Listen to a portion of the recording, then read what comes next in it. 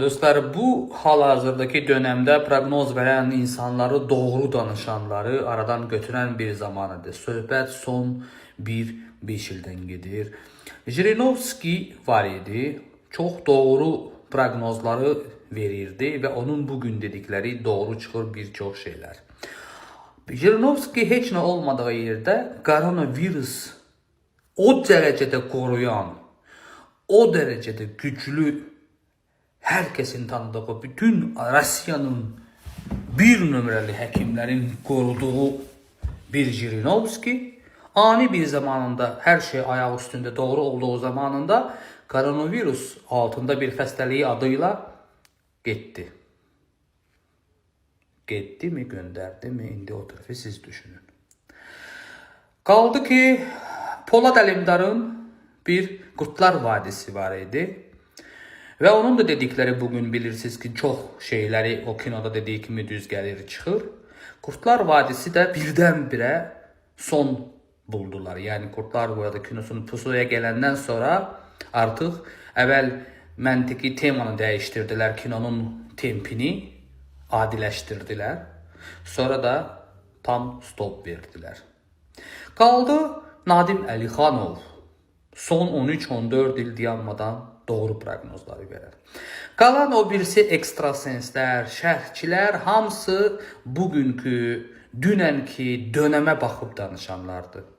Çünki ekstrasens dediyiniz, şərhçi dediyiniz, analiz elədiyiniz bütün proqnoz verən insanlar en azından 10 il bundan əvvəl deməliydi bugünkü günləri.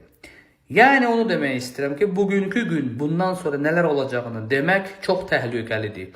Mənim bundan əvvəl verdiyi proqnozlar, mən ölsəm də, qalsam da, başıma oynasın, nə də olsa, bəlkə də YouTube kanallarında, bəlkə mənim səhifələrimdə qalar, qabağınıza çıxar.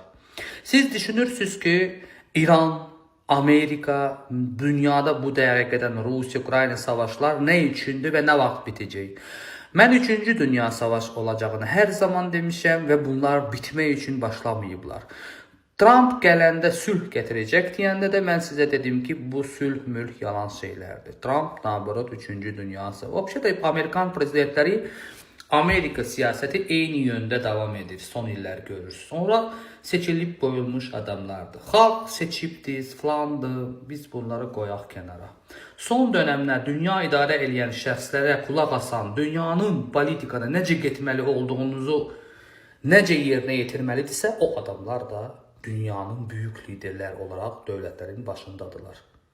Bu kadar deyim. Və ona görə də bugün İranla Amerika savaşını bitirməyini, nə vaxt bitirəcəyini məndən bu şeyləri soruşma. Nə qədər də olsa bir can var. Ona göre de vaktiyle o kadar şeyleri doğru demişim ki bugün bazı ekstrasens, bazı ne bileyim o özünü şərhçi politologlar koy onlara kulak as. İnanan inan, inanmayan da inanma. Mən bu dəqiqə özümə inandırmaqdan çox özümü, öz ailəmi, öz dövlətimi, öz millətimi necə qorumaq barədə en azından proqnoz vermək istərdim. Amma dünya qlobal güclərin elədiyi işlər heç nəyi qorumaq bir dönəmə getmir. Bir şey həmişə demişəm, indi də deyirəm. Rax xəstəliklər baş alıb gedəcək, biznesləri çöküləcək demişdim. Amma mən 2025'in qədər bunlar baş verəcəyini demişdim. Allah deyiləm. Tarixdə səhvim var. Amma dediklərində heç nə səhvim yoxdur. Allah bundan sonra baş vereceği bütün hadiselerden bizim Azerbaycan ülkemizi, bizim milletimizi korusun. Çünkü bize biz lazımız da. Bütün dünyanı korusun tabii ki. Ama görünen o da ki Allah bizi korusun demeyinsə illərdir koruyan bir şey yoktu. Yine de biz deyirik ki ümidimiz Allah'adır. Dualarımız Allah'landı bu bayram gününde. Ama bizim elimizden bizi öldürürler. Bizi başımızı elinden alarak bizi inandırır. Bizim bugün efirlerde olan şərhçilər bizi aldadır. Buna inan. Bütün dünya efirleri bu dəqiqə yalan məlumatları paylaşıb ancaq bugün gündəm nə ilə məşğuldur? Xəbər paylaşsın. Ancaq reyting kazansın. Jurnalistlerin işi budur ki, ailesine bitki çörək kazanması için reyting xətrinə ay o falan ne bileyim xəbər paylaşmağın peşindədir.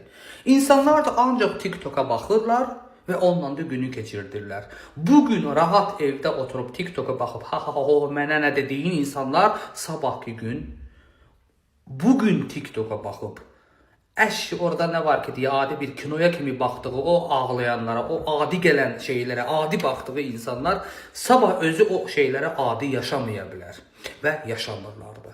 Nətər ki İran-Filistin savaşına adi baxırdısa vətəndaşlar, nətər ki Ukrayna savaşı adi baxırdısa, nətər ki biz Qarabağ savaşı olanda bizə adi baxırdısa, bugünkü gündə hər şeyə adi baxmaq hər kəsin, dünya sivilləri, Meksikadan tutmuş dünyanın hər bir ucqar kəndlərə, hər yerə qədər ən azından bomba partlamasa da partladığı bombaların aldığı nəfəsdən rax xəstəlikləri gətirərək, başqa xəstəlikləri gətirib ölümünə çıxardacaq.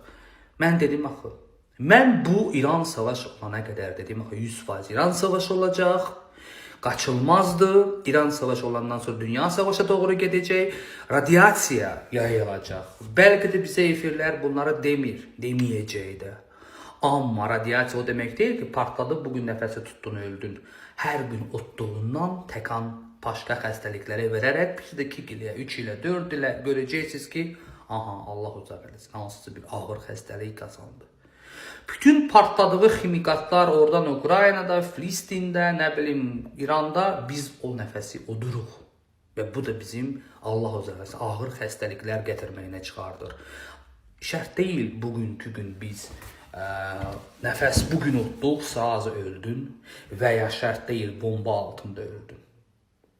Şərt bugün bu bombaların partladan mason qüvvələrin qabağına bütün dünya sivilləri ayağa duraraq bütün o bazalardan qalxan samolyotların orada qabağını saxlamalıdır ki, bu savaşlar bitsin.